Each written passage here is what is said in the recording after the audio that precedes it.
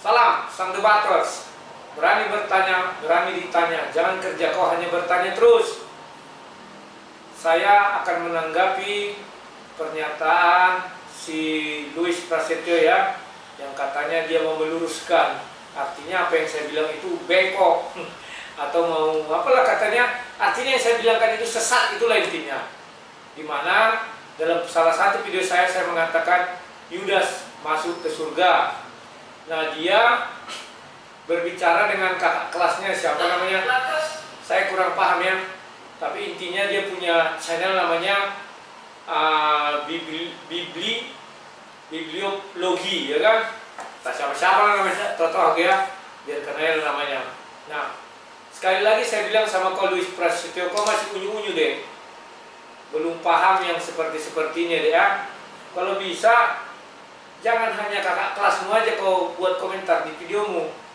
Ada nggak profesor tempat kalian? Panggil. Kita bicara mengenai Yudas ke neraka apa ke surga ya. Saya tantang kalian, lewat Skype juga bisa. Oke, enak kok kalau menantang sesama Kristen enak. Apa? Nggak ada halal darah. Jadi bebas mau bicara apa saja. Namun sebelum saya lanjutkan video saya ini, saya ingatkan kepada seluruh penonton, saya tidak ada maksud apa-apa terhadap si Louis ini, hanya ingin memberi pelajaran sedikit karena menurut dia sudah meluruskan apa yang saya katakan, artinya saya bengkok, artinya saya tersesat. Kan itu ya, saya hanya memberi hak jawab. Oke, kita saksikan dulu videonya sebagai berikut. Kali ini saya akan mengoreksi dan meluruskan pengajaran dari sang debaters. Pokok pembahasan kita kali ini adalah tentang sang debaters mengatakan bahwa Yudas masuk surga. Tapi sekali lagi saya tidak sendiri karena saya mengajak teman saya, kakak senior saya di STT dulu, yang beliau juga memiliki channel Apologetika. Mungkin boleh perkenalkan diri, Bang? Halo teman-teman, perkenalkan saya dari channel Bibliologi. Nah, Bibliologi adalah channel yang membahas mengenai iman Kristen dan secara khusus menjelaskan dan meluruskan pandangan yang salah terhadap iman Kristen. Jadi buat teman-teman yang ingin mengikuti pembahasan di channel saya, jangan lupa untuk klik subscribe. Nah, pokok pembahasan kita kali ini, Bang, kita akan bahas di mana sang debaters dia mengatakan bahwa Yudas masuk surga. Dia tidak dihukum di neraka, tetapi dia nanti akan menghakimi semua orang bersama 12 murid di surga. Tentunya bersama Yesus. Tapi sebelum Bang Joy memberikan komentarnya, mari kita nonton videonya dulu. Sip, sekarang kita mulai. Yudas, kalian tahu kan Yudas, orang yang mengkhianati Yesus, orang yang menjual Yesus. Itulah kayak tertanam di otak kita, ya kan? Nah, saya mau memulai sebelum peristiwa malam perjamuan, oke? Di Matius 19 ayat 28 jelas dikatakan, Yesus berkata kepada 12 murid bahwa mereka akan duduk di atas 12 tahta untuk menghakimi 12 suku Israel. Oke? Jadi yang dikatakan 12 itu siapa? Itulah murid-murid Yesus. Tidak mungkin untuk 1.000 orang, 2.000 orang, lebih dari 12, karena jatah daripada tahta itu hanya 12, tidak lebih. Paham ya? Nah, jelaskan di dalam video ini bahwa menurut Matius 19 ayat 28, Yesus akan menghakimi orang-orang bersama 12 muridnya. Nah, salah satu dari 12 murid ini adalah Yudas. Jadi Yudas ketika mati, dia masuk ke surga karena dia akan menghakimi bersama dengan Yesus. Menurut Abang gimana? Menurut saya, logika berpikir seperti ini kacau balau dan sesat nalar. Bagaimana mungkin seorang murid yang mengkhianati, bahkan menjual guru dan Tuhannya, bisa masuk surga? Bagaimana mungkin orang seperti Yudas yang sampai akhir hidupnya tidak bertobat dan bahkan mengakhiri hidup dengan bunuh diri dapat masuk surga? Jadi dari sini saja kita bisa menyimpulkan bahwa pandangan sang debaters yang mengatakan bahwa Yudas pasti masuk surga itu sudah gugur dengan sendirinya. Sang debaters juga mengatakan bahwa Yudas masuk surga karena dalam Matius 19 ayat 28 dituliskan bahwa Yesus akan menghakimi ke-12 suku Israel bersama dengan ke-12 muridnya. Oke, begini tanggapan saya. Pertama, tafsir mengenai Yesus akan menghakimi ke-12 suku Israel itu ada banyak. Dan tentu saya tidak sedang ingin membahas tafsiran itu satu persatu. Yang kedua, kalaulah kita anggap ke-12 tahta yang dimaksudkan oleh Yesus itu disiapkan untuk ke-12 muridnya, maka sudah pasti satu pun tahta tidak ada yang disiapkan untuk Yudas. Kenapa? Karena posisi Yudas sudah digantikan oleh Matias. Dalam Kisah Para Rasul 1 ayat 26. Lalu apa sebenarnya alasan Bang Joy ini mengatakan bahwa Yudas tidak ke surga, melainkan dia pasti dihukum? Mengenai nasib Yudas Iskariot, kita harus melihat fakta tentang keberadaan Yudas Iskariot di dalam Alkitab. Pertama, Yudas mengkhianati Yesus. Khianat artinya perbuatan tidak setia, tipu daya, perbuatan yang bertentangan dengan janji. Kalau mengkhianati manusia saja ada konsekuensinya, apalagi mengkhianati Tuhan. Kedua, Yudas dikaitkan dengan iblis. Dalam Yohanes 6 ayat 70-71, Yesus menyebut Yudas dengan sebutan iblis. Tentu saja bukan berarti Yudas adalah jelmaan iblis. Kata iblis di sini digunakan dalam arti musuh atau seseorang yang memusuhi Yesus. Ini adalah orang yang memiliki semangat iri, penuh kebencian dan pengkhianatan yang merupakan desain dari iblis. Atau bisa juga dikatakan bahwa Yudas adalah penipu, pembohong, dan pembunuh seperti bapaknya, yaitu iblis. Ini bukan sekedar perbuatan, tapi ini adalah karakter atau sifat dari Yudas. Yudas berada dalam genggaman tangan iblis dan selalu berbuat di bawah pengaruhnya. Sifat atau karakter seperti ini bertolak belakang dengan sifat atau karakter anak-anak Tuhan. Yang ketiga, Yudas menyesal. Kata yang dipakai di sini adalah metamelomai yang menunjuk kepada pengalaman dalam penyesalan. Kata ini berbeda dengan kata metanoeo yang menunjuk kepada perubahan pikiran atau hati. Nah, jadi di sini penyesalan Yudas bukan membawanya kembali kepada Yesus, tetapi kepada tindakan bunuh diri. Bahkan Rasul Paulus menggunakan kedua kata tersebut secara bersama-sama di 2 Korintus 7 ayat 8-9 dan menunjukkan perbedaan yang jelas. Jadi melihat ketiga poin ini, kita bisa mengatakan bahwa Yudas masuk neraka. Dan hal ini bukan menghakimi Yudas, tapi berdasarkan firman Tuhan. Setelah memberikan penjelasan pemaparan beberapa hal, sekarang apa pesan dari Bang Joy untuk para netizen? Pesan saya buat netizen, pertama, Alkitab adalah firman Tuhan. Oleh sebab itu kita tidak mungkin dapat mengerti firman Tuhan tanpa bimbingan dan pencerahan dari Sang Pemberi Firman, yaitu Tuhan sendiri. Kedua, ketika kita ingin mempelajari tokoh dalam Alkitab, maka pelajarilah dengan komprehensif. Mempelajari Alkitab secara parsial hanya akan membuat pemahaman kita akan tokoh tersebut menjadi kabur, bahkan menyimpang dari yang seharusnya. Yang ketiga, gunakanlah sumber-sumber sekunder yang valid dan berbobot untuk dapat mempelajari tokoh-tokoh Alkitab yang ada dalamnya menjadi baik dan benar. Saya pikir itu yang saya bisa bagikan kepada netizen dan juga penonton dari channel ini. Terima kasih banyak Bang untuk penjelasannya, mudah-mudahan ini bisa mencerahkan kami semuanya. Guys, kita boleh saja ngefans pada satu tokoh ataupun satu pribadi, tetapi kita juga harus tetap kritis terhadap pengajarannya. Jangan sampai jika ada pengajaran yang salah, kita tutupi gara-gara kita ngefans pada tokoh itu. Sama halnya juga dengan saya. Jika teman-teman semuanya mendapati ada pengajaran saya yang salah, silakan koreksi dengan argumen yang jelas tentunya. Maka saya akan mengklarifikasi dan saya akan menarik video tersebut. Tapi ingat ya, dasar koreksinya itu Alkitab, firman Tuhan dengan tafsiran yang benar, dengan hermeneutik yang benar, bukan asal-asal. Dulu saya pernah membuat video yang judulnya Tidak Ada Nabi Poligami. Lalu ada pembimbing rohani saya menegur saya dan mengatakan ada kok nabi yang poligami. Salah satunya adalah Musa. Lalu saya menarik video saya menghapusnya. Dan dari situ saya lebih hati-hati lagi untuk mengajarkan seseorang.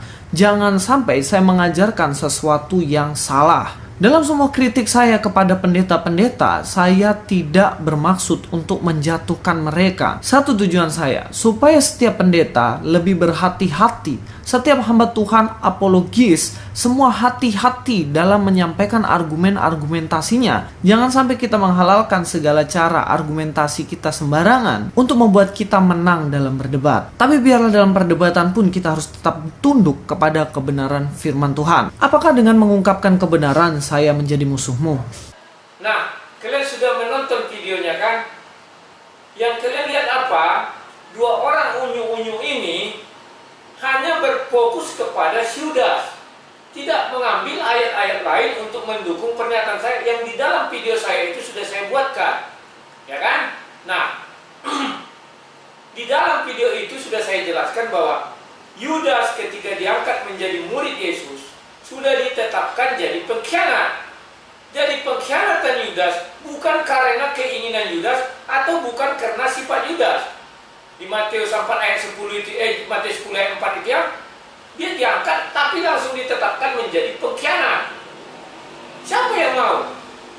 Kalau saya jadi Yudas misalnya begitu dikit lagi kamu pengkhianat, saya tidak mau pergi. Tetapi Yudas tak tahu apa-apa, dia tetap ikut. Nah, dia bilang alasannya 3. Yudas pengkhianat pertama, baru apa satu lagi ya, lupa ya. Dia tidak mengerti bahwa pengkhianatan Yudas ini bukan berasal dari dirinya, tetapi masuk iblis ke dalam dirinya. Paham ya? Artinya 100% yang menguasai dirinya adalah iblis. Paham? Nah, yang berikutnya, orang-orang ini tidak paham. Dia bilang Yudas sudah bertobat, menyesal tapi tidak bertobat. Loh, mengenai dosa di dalam Alkitab sudah saya cari. Mana lebih berat, dosa Petrus apa dosa Yudas? Kita bicara fakta ya. Di dalam Alkitab tidak disebutkan apa upah dari bunuh diri. Tidak ada. Bisa kalian cari. Bunuh diri itu apa artinya? Dia mendahului Tuhan, mencabut nyawanya sendiri ya. Coba lihat, apa upahnya? Tidak ada yang tersurat, tetapi tersirat bisa jadi ada. Itu bisa, kalau tersirat itu multi tafsir. Tetapi tahukah kalian dosa Petrus apa? Ini aku tanya sama kalian. Dosa Petrus yang paling berat itu adalah menyangkal Yesus. Paham ya? Di hadapan orang banyak. Maka dia sudah masuk pelanggaran Matius 10 ayat 33. Tetapi barang siapa menyangkal aku di depan manusia, aku juga akan menyangkal dia di depan Bapakku yang di surga.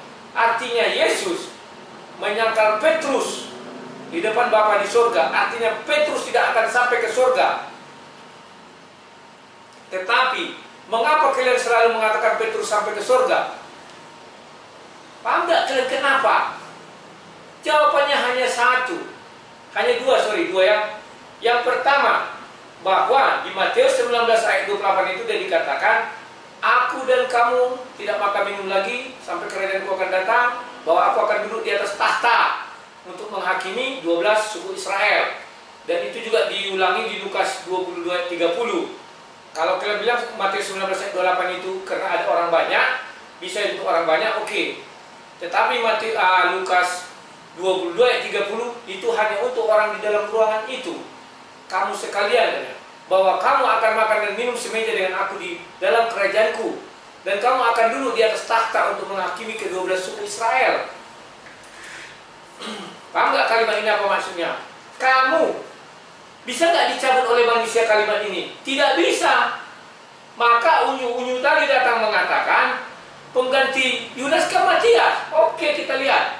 Itu di Kisah Para Rasul itu ya, 1 ayat 26, ayat 25 kita lihat. Apakah haknya si Matias? Di ayat 25 dikatakan untuk menerima jabatan pelayanan, bukan untuk duduk di atas tahta menghakimi 12 suku Israel. Tidak ada itu. Kalian bolak-balik pun sampai lecet Alkitab kalian, tidak akan kalian temukan hal itu, pernyataan itu. Pernyataan itu hanya diucapkan Yesus, tidak bisa diucapkan oleh para rasul yang lain. Para rasul tidak bisa menjamin para rasul lain duduk di atas tahta, tidak bisa. Orang unyu-unyu ini tidak paham. Oke? Nah, yang kedua, apa alasan Petrus masuk ke surga? Sebelum Yesus wafat, Yesus mengatakan apa? Bapa, ampunilah mereka sebab mereka tidak mengetahui apa yang mereka perbuat. Louis Prasetyo memotong video itu sehingga dia tidak mengetahui video itu secara utuh. Di dalam video itu saya bilang urutannya sudah jelas. Pertama, Yudas kemasukan iblis, baru dia berkhianat. Setelah dia berkhianat, dia menjual Yesus. Setelah menjual Yesus, dia masih tetap berdosa. Dia mengetahui Yesus hukuman mati, maka menyesal dia dan bunuh diri. Saya tidak pernah mengatakan Yudas tidak berdosa. Bedakan ya. maka matilah dia dalam keadaan bunuh diri, dosanya berlipat-lipat. Tetapi tidak bisa melebihi dosa si Petrus yang menyangkal Yesus. Loh, dari mana bang tahu kadar dosa? Ya, Alkitab sudah mengatakan, barang siapa menyangkal aku akan kusangkal di depan Bapakku. Mau baik sebaik apapun kau, kalau sudah Yesus menyangkal, tidak ada arti, tidak bisa. Sudah. Nah, setelah itu apa yang terjadi? Yesus mengatakan, ya Bapa, ampunilah mereka sebab mereka tidak tahu apa yang mereka perbuat. Artinya apa? Yudas yang berdosa seberdosa-berdosanya itu diampuni Yesus. Setelah itu apa? Ketika dia diampuni, dia berbuat dosa lagi tak? Tidak, karena sudah mati, tidak bisa apa-apa. Demikian juga Petrus. Dosanya yang paling besar, menyangkal Tuhan, menyangkal Yesus di hadapan manusia. Diampuni Yesus. Dengan berkata, ya Bapak, ampunilah mereka, sebab mereka tidak tahu apa yang mereka perbuat. Ada kemarin diskusi juga kami di dalam Skype mengenai Yudas ini juga, tapi tidak saya publikasikan. Karena saya menjaga hati saudara-saudara saya Kristen. Tetapi karena Louis Prasetyo ini, pernyataannya yang terakhir saya nggak suka. Dia suruh mencabut video, tersirat, dia mengatakan supaya saya mencabut video saya ini. Dan dia mengatakan saya sesat, dia mau meluruskan. Maka saya harus jawab ya. Dia bertanya begini, bukankah itu bang situasional? Perkataan Yesus, ya Bapak ampunilah mereka sebab mereka tidak tahu apa yang mereka perbuat. Situasional yang bagaimana kamu maksud, saya bilang? Ia hanya berlaku pada orang-orang yang menjalani peristiwa itu. Bukankah Yudas menjalani peristiwa itu, saya bilang? Maksud saya bukan gitu bang, ya sampai Yesus dihukum mati, diserahkan. Tidak bisa, peristiwa belum selesai sampai Yesus dihukum mati. Kalau sampai bisa dijatuhi hukuman mati, ya bukan dihukum mati, dijatuhi hukuman mati kan Yudas sama Petrus kan masih hidup. Petrus belum menyangkal. Itu berlaku sampai Yesus ditombak. Itulah titik akhirnya, saya bilang. Disitulah maka Yesus mengatakan, Bapa ampunilah mereka sebab mereka tidak tahu apa yang mereka perbuat. Termasuklah orang yang menombak lambungnya. Mana lebih berat dosanya? Yudas yang bunuh diri atau yang menombak lambung Yesus? Lambung Tuhan itu ditusuk loh. Tapi Yesus bilang ampuni. Artinya semua yang masuk di dalam kejadian itu diampuni. Paham ya? Kecuali Yesus mengatakan ampuni, baru Yudas bunuh diri. Yudas akan masuk surga. Ini kan tidak, Alkitab itu berurut ceritanya, tidak sembarangan itu ditulis. Dia mati dulu, baru diampuni. Bukan Yesus mati dulu, baru Yudas mati. Tidak. Yang benar itu Yudas mati dulu, Yesus mengampuni, baru Yesus ditombak dan mati. Paham ya? Jadi kalau unyu-unyu yang dua ini, saya lihat tak mengerti dia apa mengenai ini ya. Nah, sekarang Matias menggantikan Yesus, menggantikan Yudas. Apakah ada janji kepada Matias dulu di atas tahta itu? Apakah Matias terlibat di dalam peristiwa penyaliban? Kan tidak. Paham kalian? Daripada Matias nanti ada yang bilang lagi Rasul Paulus katanya. Gimana sih kalian? Yesus itu adalah firman Tuhan. Ucapannya kekal, dari pertama diucapkan sampai selama-lamanya. Kalau dibilang Yesus kamu akan duduk bersamaku di tahta, siapa yang bisa melarang? Kalau kata Yesus, Bapa ampunilah mereka. Ada yang menyangkalkan masih meminta, belum diampuni. Siapa bilang? Yesus kan firman Tuhan itu sendiri. Berarti kalian tidak percaya bahwa Yesus itu menjadi kenyataan? Tidak, itu harus dipenuhi. Paham ya? Nah, sama orang dua ini, janganlah kalian mentang-mentang lulusan teologi ya. Kalian kira kalian sudah lebih hebat daripada orang yang tidak masuk lulusan teologi. Kalian tidak pernah tahu bahwa para rasul juga banyak yang tidak pernah belajar teologi itu secara akademis. Paham ya? Jadi kalau kalian bilang, wah Yudas itu ke neraka, mana ada orang bunuh diri bisa masuk surga? Ya Yudas lah, kau mau apa? Kalau Yesus mengampuni, itu apa bisa kau ganti firman Yesus kepada kamu katanya di dalam ruangan itu? Apa Matias ada di dalam ruangan itu? Kan tidak bisa. Jadi seluruh argumen kalian bisa saya patahkan. Mulai dari Petrus yang menyangkal Yesus dosanya lebih besar daripada bunuh diri. Mau apapun dibuat dia tidak akan masuk surga. Sekalipun dia menyesal dan bertobat. Yesus sudah mengatakan, siapa menyangkal aku di depan manusia, maka aku akan menyangkal di depan Bapakku. Ayat pertobatan apa? Mengaku dosa, maka kamu akan diampuni. Ya kan? Betul, diampuni. Dengan apa dia mengaku dosa? Dengan apa diampuni? Pertobatan. Pertobatan itu adalah apa? Hanya satu jalan pada saat itu. Baptis Yohanes. Baptis Yohanes apakah bisa dibuat 2 kali, 3 kali? Mandi aja sekalian. Petrus sudah mengalami itu. Kita, kalau dari segi ceritanya, ya, karena dia adalah orang sekitar Sungai Yordan. Memang tidak tertulis, tapi tersirat. Paham ya? Dan dia jajak Yesus menjadi muridnya. Tetapi penyangkalan Tuhan tidak ada disebut sekalipun kamu bertobat, maka aku akan melepaskan engkau. Tidak, barang siapa menyangkal aku di depan manusia, maka aku akan menyangkal dia di depan Bapakku. Paham ya? Dosanya itu berat. Tetapi bagaimana kalian bisa membilangkan Petrus masuk surga? Karena Yesus mengatakan, Bapa ampunilah mereka. Andai kata Petrus meminta ampun, takkan diterima. Kenapa tidak diterima? Firman Tuhan itu kekal. Kamu menyangkal aku, maka ucapkan di depan Bapakku. Tidak ada di dalam Yesus, jika kamu mengaku dosa, maka kau akan mengaku dosa. Itu beda urusannya. Menyangkal Tuhan itu beda lagi urusannya. Paham ya? Oke? Kalau kalian sudah paham, tidak ada maksud saya apa-apa. Saya hanya memberi pelajaran kepada 2 unyu-unyu ini. Sekian dan terima kasih. Salam Sang Debaters.